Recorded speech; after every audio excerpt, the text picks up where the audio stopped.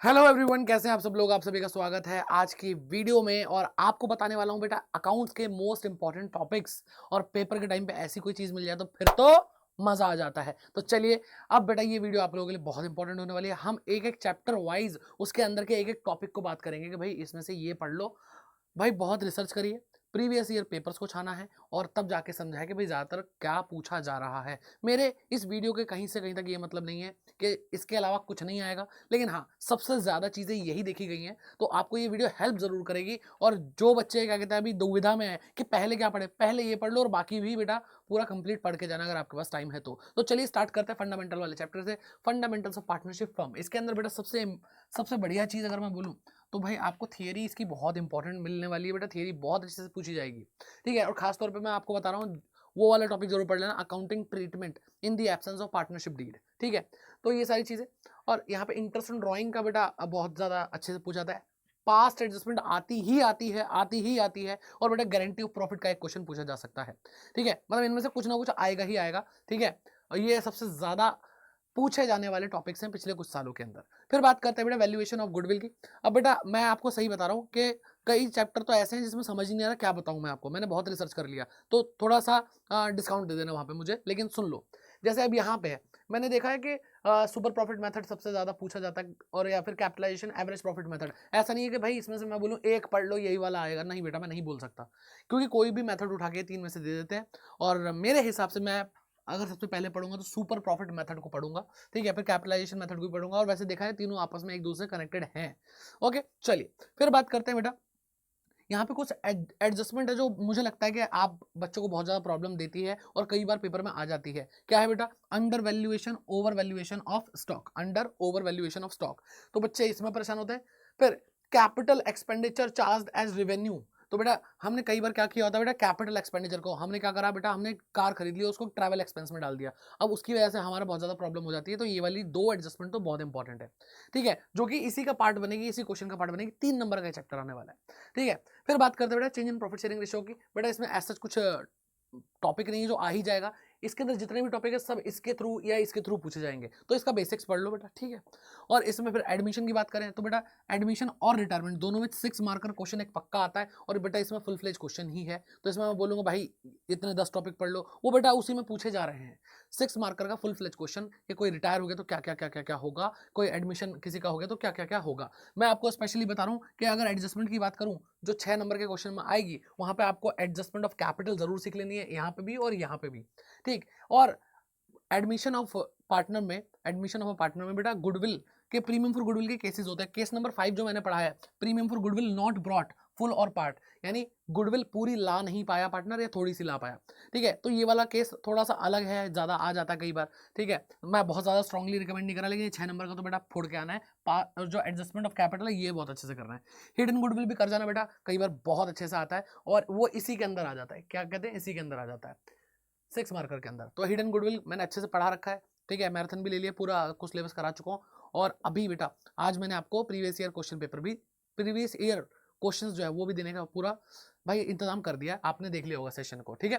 फिर बात करते हैं बेटा यहाँ पे रिटायरमेंट डेथ की। तो बस 6 मार्कर तो मैं बता ही चुका हूँ। पार्टनर लोन पढ़ लेना, और बेटा डिसीज पार्टनर एग्जीक्यूटर अकाउंट पढ़ लेना, काम आएगा बहुत ज्यादा, ठीक है। फिर बात करते हैं डिसोल्यूशन ऑफ पार्टनरशिप फर्म। बेटा इसमें से 4 नंबर का एक क्वेश्चन आता है और 1 नंबर का एक एमसीक्यू पूछा जा सकता है। तो रियलाइजेशन अकाउंट या और उसकी जर्नल एंट्री, ठीक है। आमतौर पर देखा गया जर्नल एंट्री पूछी जा रही है, तो जर्नल एंट्री भाई सबसे पहले कवर करना है इसकी। और प्रोविजन फॉर डाउटफुल डेट या कोई प्रोविजन फॉर रिजर्व टाइप का कुछ ऐसा इसमें आएगा जो रियलाइजेशन के अंदर जा सकता है, ठीक है। गुडविल का ट्रीटमेंट, कई बार बच्चे कंफ्यूज होते हैं, गुडविल का ट्रीटमेंट क्या होगा अगर पार्टनरशिप फर्म डिसॉल्व हो रही है, तो बेटा यहाँ पे इंपॉर्टेंट है। और अनरिकॉर्डेड असेट लाइबिलिटी का क्या ट्रीटमेंट होता है, ये 3 चीजें एक अलग ही हाईलाइट बनाती है। इन तीनों में से एक तो एडजस्टमेंट बनकर आपके सामने आएगा ही आएगा। और बेटा थियरी की बात करूं तो यहाँ पे मोड ऑफ डिसोल्यूशन जरूर पढ़ लेना, खास तौर पे डिसोल्यूशन बाय कोर्ट। तो जो कोर्ट ऑर्डर देती है कि इन 6 केसेस के अंदर क्या हो सकता है, क्या हो सकता है बेटा, डिसोल्यूशन हो सकता है, स्पेशली वो बता रहा हूँ, बाकी और भी आ सकते हैं, ठीक है। इसलिए मैंने सिर्फ वो डिसोल्यूशन बाय कोर्ट नहीं बोला, मैंने मोड ऑफ डिसोल्यूशन बोला है, ठीक है, अच्छे से पढ़ना। फिर बात करते हैं इश्यू ऑफ शेयर, यानी सबसे खतरनाक घातक जो आपका चैप्टर है उसकी बात कर रहे हैं बेटा। इसमें बेटा मेरे हिसाब से फुल फ्लेज क्वेश्चन आता है 6 नंबर का, आपको पता है 6 मार्कर एक क्वेश्चन आता ही आता है। ओके, यहाँ पर बेटा और क्या आता है, फोर फीचर री इशू का एक अलग से क्वेश्चन आता है। मतलब मैंने जो 6 मार्कर क्वेश्चन इसमें देखे हैं कई बार, वहां पे बेटा एक पूरा क्वेश्चन 6 नंबर का आ गया, यानी इसको करोगे 6 नंबर मिलेंगे, और उसके ऑप्शन में इश्यू ऑफ शेयर का ही एक क्वेश्चन आता है जो 2 पार्ट में होता है, ए और बी, जिसके अंदर बेटा फोर फीचर री इशू और कैपिटल रिजर्व वाली चीज जरूर करवाते हैं आपसे। अच्छा, इसमें एक चीज मैं लिखनी भूल गया, वो है बेटा, वो क्या है बेटा, नोट टू अकाउंट। ठीक है, नोट टू अकाउंट, इसके लिए मैं आपको एक वीडियो ऑलरेडी दे चुका हूं, आई होप आप लोगों ने देख ली होगी। ठीक है, चैनल पे अब क्या बेटा वीडियो सेक्शन में आपको दिख जाएगी। तो ये बेटा 4 नंबर का आता है, बहुत ज्यादा इंपॉर्टेंट है, अच्छे से पढ़ लेना। और इसमें एमसीक्यूज बहुत है बेटा, एमसीक्यू इसकी थियरी, आपको पता है सबसे ज्यादा थियरी अगर किसी चैप्टर में है पूरे अकाउंटिंग के अंदर, तो बेटा वो शेयर इशू ऑफ शेयर वाले चैप्टर से है, तो इसकी थियरी जरूर पढ़ना, एमसीक्यू फंसेंगे ही फंसेंगे। ओके, चलिए अब आगे बढ़ते हैं बेटा, इशू ऑफ डिबेंचर पढ़ेंगे, 10 नंबर का ये चैप्टर आ जाता है। एंड यहाँ पर बेटा सबसे इंपॉर्टेंट चीज जो है वो है issue of debenture with redemption point of view, with redemption point of view. फिर बेटा अगर इसके अलावा दूसरी कोई इंपॉर्टेंट चीज लगती है, देखो अगर सबसे ऊपर लिखा है मैंने, तो मेरे माइंड में था कि सबसे इंपॉर्टेंट ये है, ये तो ऊपर लिखी हुई चीज को ज्यादा प्रायोरिटी देना। ठीक है, फिर issue of debenture for consideration other than cash, बेटा अदर देन कैश, और खास तौर पे इसमें जब आप बिजनेस परचेस करते हो और डिबेंचर इशू करते हो, वो वाला केस आएगा गुडविल या कैपिटल रिजर्व वाला। ठीक है, इसके बहुत ज्यादा चांसेस हैं। फिर बात करते हैं बेटा राइट ऑफ, आपको राइट ऑफ करने की एक एंट्री पूछी जा सकती है 3 नंबर की, उसमें क्या बेटा, डिस्काउंट और या फिर loss on issue of debenture को हम कैसे राइट ऑफ करते हैं, आपको पता है बेटा, सिक्योरिटीज प्रीमियम रिजर्व को पहले प्रायोरिटी देते हैं, और उसके बाद बेटा बाकी अगर पैसा नहीं होता सिक्योरिटीज प्रीमियम में, तो आप उसको एसपीएल से राइट ऑफ कर देते हैं। ठीक है, यहाँ पे बेटा टाइप्स ऑफ डिबेंचर मेरे को लगता है कि पूछे जाते हैं, कई बार पूछे जाते हैं, तो टाइप्स ऑफ डिबेंचर बेटा थियरी पोर्शन इसका कवर कर लेना अच्छा है। और ठीक है, आगे बढ़ते हैं, आगे बढ़ते हैं, बाकी बहुत सारे टॉपिक्स हैं, मैं सोचता हूँ कि ये भी बता दूं क्या लेकिन ये भाई पहले चुने गए हैं बहुत सोच समझ के। फिर बात करते हैं बेटा financial statement and tools of analysis, ये तो बेटा आपको पता है 3 नंबर का हेड और सब हेड जरूर आता है। ठीक है, आपको पता है 4 नंबर का कॉमन साइज और कंपैरेटिव जरूर आता है, मतलब ऑप्शन में आता है, या तो कॉमन साइज कर लो या कंपैरेटिव कर लो। मैं होता तो क्या करता बेटा, कंपैरेटिव स्टेटमेंट करता, मुझे थोड़ी आसान लगती है। ठीक है, हॉरिजॉन्टल और वर्टिकल एनालिसिस पढ़ लो, और बेटा इसमें से लिमिटेशन पढ़ लो, क्योंकि मुझे लगता है कि थियरी के अंदर आपसे पूछा जाता है।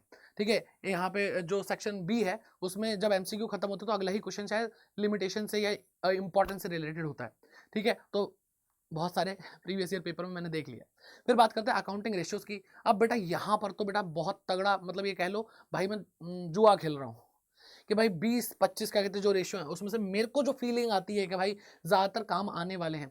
देखो बेटा मैं कह रहा हूँ, मेरी मत सुनो, मतलब मेरे को डर भी लगता है ये बताते हुए, ये वाले चैप्टर के लिए स्पेशली बोल रहा हूँ, डर भी लगता है, लेकिन फिर भी बच्चा पूछता सर प्लीज फिर भी बता दो ना, तो बेटा मैं वो उस सेंस में बता रहा हूँ। इस पे कोई रिसर्च नहीं है, इस पे भाई कोई ऐसा पैटर्न नहीं है जो मैंने प्रीवियस ईयर में बहुत बार देखा हो, लेकिन स्टिल ये सबसे इंपॉर्टेंट रेशियोज में से एक है। Current ratio, liquid ratio, proprietary ratio, interest coverage ratio, inventory turnover ratio, trade receivable turnover ratio, gross profit ratio और आरओआई यानी रिटर्न ऑन इन्वेस्टमेंट। ये बेटा सारे रेशियोज में सबसे पहले ये कर लेना, छोड़ के मत जाना कुछ भी।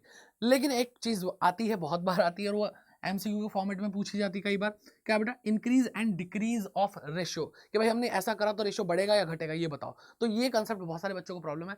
अगर किसी भी तरह की जो भी हमने टॉपिक्स में डिस्कस करें, जो सबसे मुश्किल टॉपिक लगता है उसके लिए मैं आपको डेडिकेटेड वीडियो दे दूंगा, कमेंट सेक्शन में देखूंगा कि सबसे ज्यादा आपने किस चीज के लिए डिमांड की है। ठीक है, फिर बात करते हैं कैश फ्लो स्टेटमेंट की बेटा। अब यहाँ पे भी कुछ नहीं कह सकता, मैंने कई जगह पे 6 नंबर की इन्वेस्टिंग एक्टिविटी देखी है, मैंने बहुत बार ऑपरेटिंग एक्टिविटी देखी है। तो भाई अगर पहले चुना जाए तो बेटा एनी वन एक्टिविटी आप करके जाए, तो ऑपरेटिंग को तैयार रखे, सबसे ज्यादा चांसेस ऑपरेटिंग के पूछने के, लेकिन मैं ये नहीं बोल सकता इन्वेस्टिंग और फाइनेंसिंग तैयार नहीं करनी है। 6 मार्कर क्वेश्चन आएगा बेटा उसमें से, और अधिकतर मतलब मैं बोलूं कि भाई 60% चांस है कि बेटा ऑपरेटिंग एक्टिविटी पूछे, और 40% चांस है इन्वेस्टिंग या फाइनेंसिंग पूछी जा सकती है। अच्छा, एक चीज और है जो बहुत इंपॉर्टेंट है, जो एमसीक्यू के फॉर्मेट में आपसे पूछी जा सकती है, कि भाई आपको एक्टिविटी पहचाननी है, ऑपरेटिंग है, फाइनेंसिंग है, इन्वेस्टिंग है, कौन सी एक्टिविटी है, तो बेटा वो एमसीक्यू के फॉर्मेट में आएगी। तो इसलिए इन सारी चीजों को याद करके जाना। एंड आई होप आप लोगों को इस जो वीडियो है ये हेल्पफुल रही होगी। ये वीडियो काफ़ी हेल्पफुल है, और कमेंट करके ज़रूर बताना।